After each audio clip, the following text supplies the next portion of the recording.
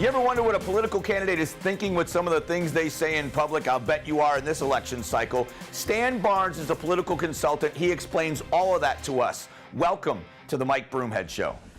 Well, I got a message, I got a song. Can I get a witness? Tell me what's going on. Show the people I've been away. You are going to love my interview with Stan Barnes. He's a political consultant with 28 years experience right here in the state of Arizona. But we start everything off with a roundup of the biggest news stories of the week. We call it The Sweep. And it's sponsored by my good friends at Zero Res Carpet and Tile Cleaning. We can't start off the week without talking about Donald Trump and the comments he made. The video from 2005. It was a private conversation. All of the excuses I can make. Let me start off by saying I hate what Donald Trump said.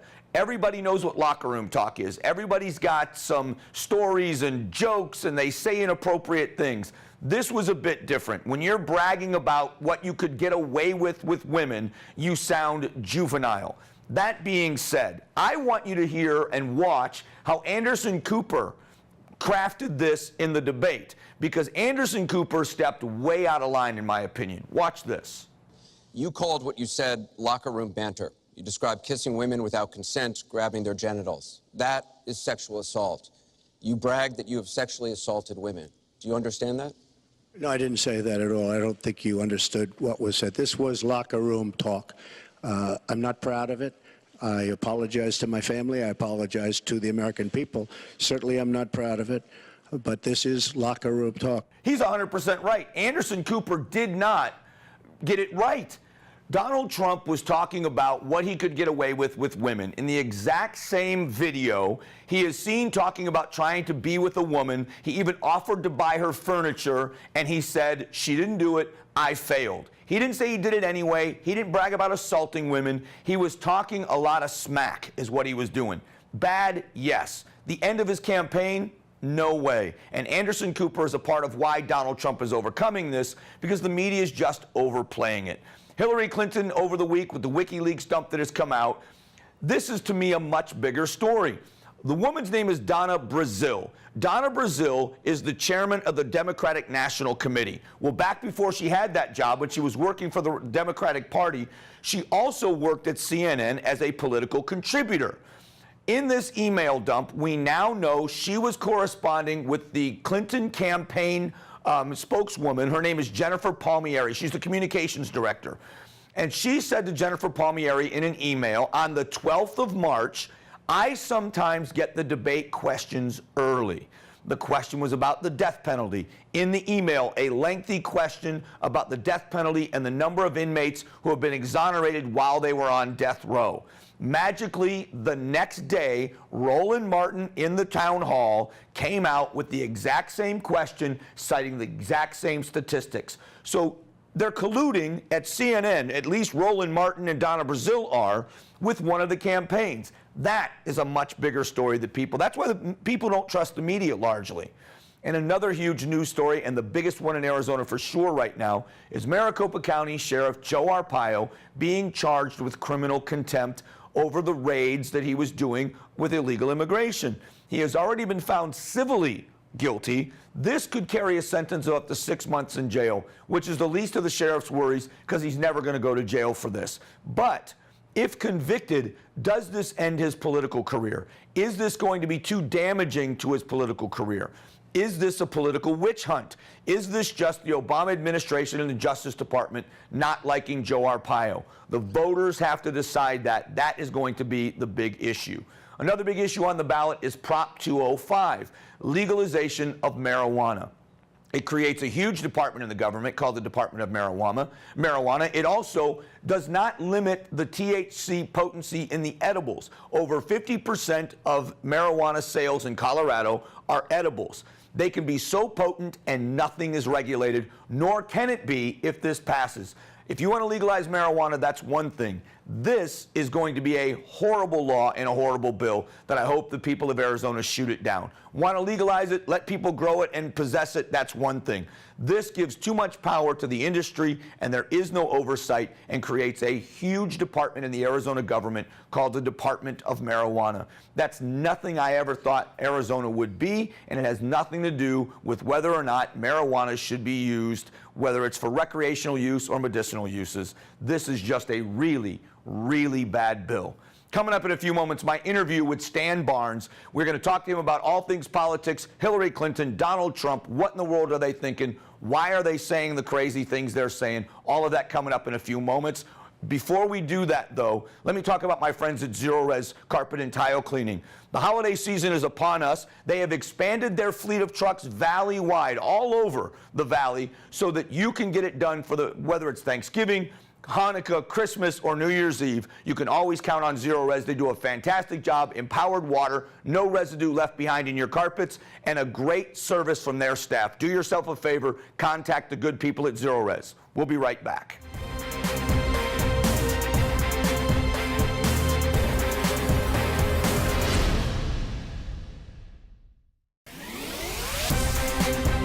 Have you ever wondered, what is that candidate thinking? Why would they say that? How do they prepare for a debate? What are they doing? What are their tactics? Well, joining us is Stan Barnes, who is with Copper State Consulting. And you've been in the political world here in Arizona for how long? Yeah, 28 years I was elected. 20 years ago, I was elected to the State House when I was but a young man, and ever since then. And so now you consult other political campaigns and other, whether it's propositions or things they're trying to get on the ballot, and advise people. Yes, that's true. So I don't know if I want to start, but let me start by asking you this. If you were an advisor to either one of these two, Hillary or Donald, what would you say? What would be your advice? Yeah, when you said these two, I knew which two you were talking about. Okay. I didn't want to leave out Gary Johnson, you know. He can't name a leader he likes, but he got to put him in there somewhere. Yeah, let's start with Trump, because he's a little easier. Yeah, he needs to get low on his apology. Perhaps that's behind him now, but he needs to show an authentic bone about that. I know it's not his nature, but he needs to. But besides that, I think he's got one chance to win this race, and it's to drape himself in the full populist position of it's we the people versus the governing class. And I, Donald Trump, I'm on your side. That's what he's got, and it's bipartisan, it's tripartisan, it's all of that, and it will bring different people to the voting booth, and he's cut out for it perfectly, because he is a populist and what is he? He's an independent. He's really not a Republican. He's an independent, and we've never had a chance to vote for a guy like that. So if he hits the gas on that thread, I think he has a chance, because it's a big audience. I saw a poll today that if it were only men voting, he wins in a landslide. Yeah, yes, true. If it were only women voting, he, I think, wins one state. Yeah, and she kills him. Any chance for him to win over some of those female voters? I think so, and I think he underpolls. My grand theory on this deal is a lot of people just will not admit that they're going to vote for him. He's kind of the guilty pleasure, or the... Yeah, or you're afraid to defend him, or that you'll have to defend him in the public square. You feel like you have to say, before I tell you I'm voting for Donald Trump, I want you to know I'm not a racist, and I'm not a misogynist, and I'd like to treat women with respect, but I'm voting for Donald Trump. No normal person wants to put themselves in that position. It's funny, I find myself qualifying all those statements. Donald Trump has my vote. I think he's head and shoulders better for what we need right now than Hillary Clinton. Wasn't my first choice. And I find myself making all of those statements every time when I go to talk about voting for Donald Trump. I do the same thing. Exactly the same thing. In fact, everyone I know does the same thing. That means he underpolls, because some people just will not admit to it. Some people won't vote because they just don't like either candidate. I think that helps him, because the energy, his entire campaign has been on his side of the ledger. Record turnouts and enthusiasm. Hillary has record low turnouts in the primary system and low enthusiasm. So let me give you my theory and tell me how off base I am with this. Donald Trump stands in front of the American people and says, for at least the last 5 years, maybe a little bit longer, we have taken more money into the United States Treasury than ever before. And we're still spending at almost $1 trillion a year in a deficit. Hillary Clinton wants to raise taxes $100 billion a year to the tune of $1 trillion over 10 years, but wants to spend $2 trillion. So she's going to add to the deficit. America doesn't have an income problem. America has a spending problem. I think if he beats that drum on the issue, forget all of the words that he said about women and Bill Clinton and what he did before, I think on that issue alone, that she wants to raise taxes and he wants to cut them. Do you think that bites? I think that cuts to people and they vote for him. I think that has been the winning Republican formula to the extent we've won in the past 20 years. And I know that's where he is because every time he speaks, he says, we owe $20 trillion. And Obama has doubled the national debt in his time. In fact, as Obama's administration, he's added more to the debt than all other presidents combined. So I know it's a big issue for him. I'm afraid it gets you and me, and it bounces off the forehead of a lot of other people because it's so abstract. They can't figure, it just feels like too far removed, and it's not the kind of hook of what makes my life better today that a lot of people are in. But if an employer has more money, of their money they've earned as a company, in their bank account, they can give raises and bonuses and make the workplace better for their employees. Taking discretionary income or money out of the bank accounts in the pockets of the job creators has never done anything to create jobs. How do they sell that message to the working class? Where I came from, I always wanted to work for wealthy people because I wanted my check to clear on Friday. Yeah, I get it. Of course, I agree with you. And I think he, in his own way, has managed to get the working class on his side. Right. Yeah, I don't even think he needs to, he could ignore them for the next 26 days. And what he needs is that proverbial suburban female that has a child and a half and is wondering, can I support this guy because he offends me? That is the voter that's going to tip or not tip on this thing. Is it his wife and his daughter? Is it someone else that helps soften that appearance of him? What gets through to those voters that on election day, whether they're underpolling because they don't want to admit it, what makes a woman that is so suspicious over the words and some of the things he said and done say he's still the person I need to vote for? Yeah, I think this is why Trump is wisely saying, in his own words, Hillary Clinton is not morally superior to me. Because that's what the narrative is in the last week. Somehow he's morally malfunctioned and she is not. But he is clearly saying Hillary brings a lot of problems. Go through the list. But her relationship to women her husband is mistreated. I think that moves that woman in the suburbs who's trying to figure out who's the least worst on that scale. All right, so we've now covered Donald Trump. I want to same focus on Hillary Clinton and what she needs to do. We'll take a quick break, and when we get back, Stan is going to give us the expertise. If he's advising Hillary Clinton, what does she do before Election Day to solidify her chance at winning? We'll be back.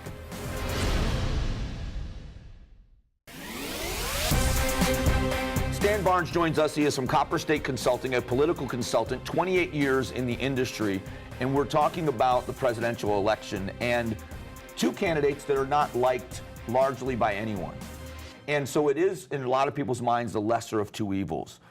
If you're advising Hillary Clinton, trust is the big issue. But how does she overcome that and also being the status quo at a time when people want nothing to do with the status quo? Yeah. How does she overcome those two things? She cannot overcome those two things. She cannot. Doesn't mean she can't win the election. Just means she can't overcome the trust and the status quo that's hanging on her between now and November 8th.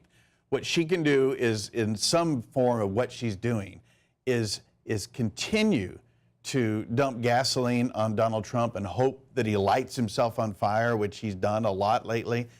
Continue to rely on normal media channels and other spokesmen to do nothing but talk about Donald Trump's problems, and to play this prevent defense, which she's been doing for many months. Just run the clock on the email scandal and everything else. And as WikiLeaks does its dump, run the clock on all of that so that no one's paying attention. We're all thinking about Donald Trump's foul mouth and the election's here. Does the American public and the electorate especially, the voters, I mean, there's so many Americans that pay attention but aren't going to vote, so they don't really count, unfortunately. But do the voters pay attention to the fact that we saw in the WikiLeaks dump that just came out that CNN was giving questions to Donna Brazile, who turned around and gave them to the Clinton campaign a day before the town hall debate? So when Roland Martin asked the question about the death penalty, he's reciting the exact same statistics that were in an email that were given to Hillary the day before. Do they pay attention to that at all? I actually don't think so to a meaningful degree, unfortunately. It confirms for you and I the biases we know that are there. And there is a class of voter, you and I are in it, your audience is in it, that pays attention to that. But I think it's less than 5% of the overall voter turnout on Election Day, unfortunately. What I find to be fascinating about that is now the final debate is going to be with a Fox News host. And I have a feeling that based on this WikiLeaks dump, we're going to see from CNN and the MSNBCs, they are just going to pile on how biased he was, whether he is or isn't, because they have to try to offset what's in those emails that you see. We may be over here on some things, but now you just got it over there on the other side. Yeah, and imagine for a moment if Trump wasn't in his own way all the time, and we could focus on Hillary declaring in private meetings that you got to have one face for the public and one face for the private, and all that the exposure that she has in those emails. I'm afraid, like you are, that it's not penetrating the American voter because there's so much noise, and it's so easy to look at the shiny object, the salaciousness of Trump on the bus. I mean, that's the modern world we live in, social media. Kim Kardashian would be proud of all of this. But instead, what we've got is substance on substance over here. It's dry, it's boring, it's confirming, and that middle ground voter, I don't know what they're doing with it. And I think the dilemma for a lot of people, myself included, is, you know, my mom is my hero, I've got daughters. How do I defend when someone says what Trump talks? I don't want to defend him. But at the same time, it was locker room talk that was ridiculous to say. But how, it was 2005.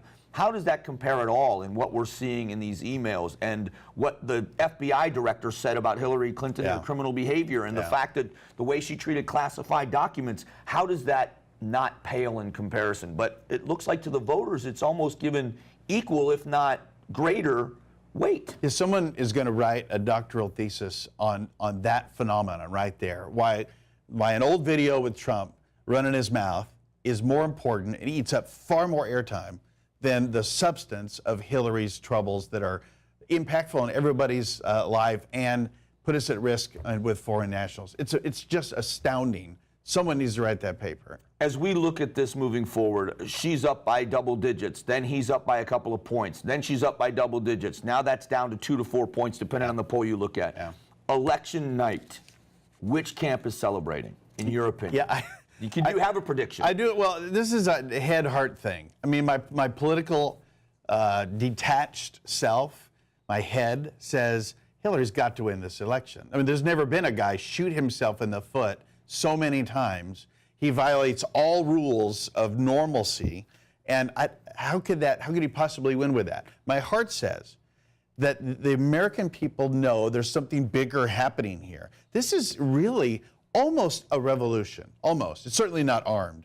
But people are overlooking Trump, the person, because they've never been able to vote for a guy that declares it like that and that would be a human monkey wrench in the gears of Washington. Never. And so they're saying, I want to make a statement in spite of that guy.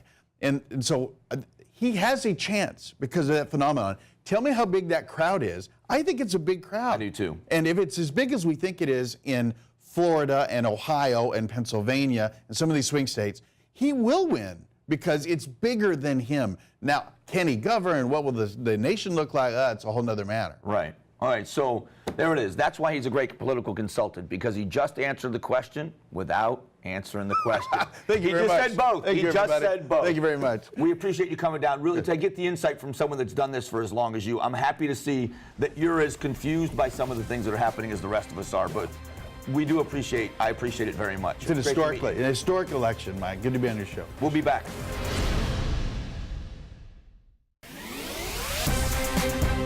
Welcome back. It's time for one of my favorite parts of the show. We call it From Arizona for America. It's our way to congratulate and thank the fine Arizona men and women who have recently graduated from boot camp and are now serving in our country's military. So join me this week in honoring Airman Jason Ruiz from Lee Williams High School in Kingman, Airman Nicholas Motko from Page High School in Page, and Airman Jaden Gallagher from Wickenburg High School in Wickenburg. For a list of more of our friends and neighbors who are from Arizona for America, go to the Mike Broomhead Show page at aztv.com. We'll be back in a moment with Broomhead's Best and hashtag this, so don't go away. Time for my favorite part of the show. We call it Broomhead's Best. In Phoenix, outgoing police chief Joe Yonner, who I think really has done a stellar job at a time when the Phoenix Police Department had some turmoil with the outgoing chief, whose name was Daniel Garcia, who made a mess of things while he was here. They have been vastly understaffed at Phoenix PD, and yet Joe Yonner has maintained great support and great camaraderie within the department. And incoming chief Jerry Williams, who comes back home to be the new police chief in Phoenix. Congratulations, you're both this week's Broomhead's Best. Now what's burning up the internet? We call it hashtag this. Hashtag faith healer Tim Tebow prays over a fan with a seizure and brings them back to health. Tim Tebow is burning up the internet. That is hashtag this for this week. Go Scorpions. Never thought I'd say that, would you? We'll be back in a moment to close out the show. Don't go away.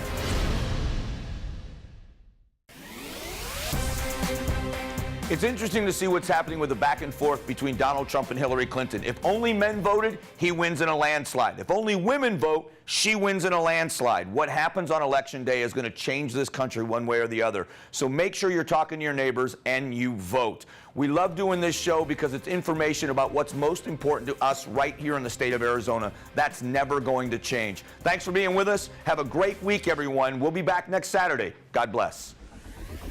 Get more of Mike Broomhead on Facebook, Twitter, and of course weekday mornings from 6 to 10 on News Talk 550 KFYI.